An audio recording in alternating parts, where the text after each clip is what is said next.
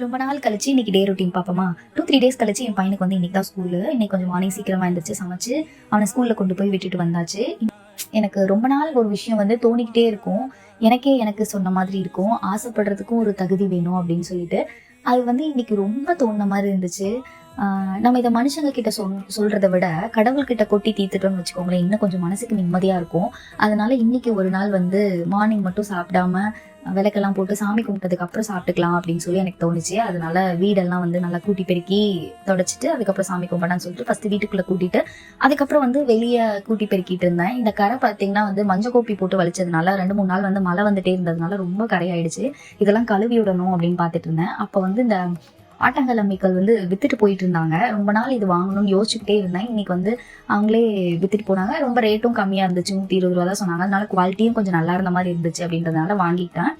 அதுக்கப்புறம் பாத்தீங்கன்னா குளிச்சுட்டு வந்துட்டு சாமி கும்பிட்டு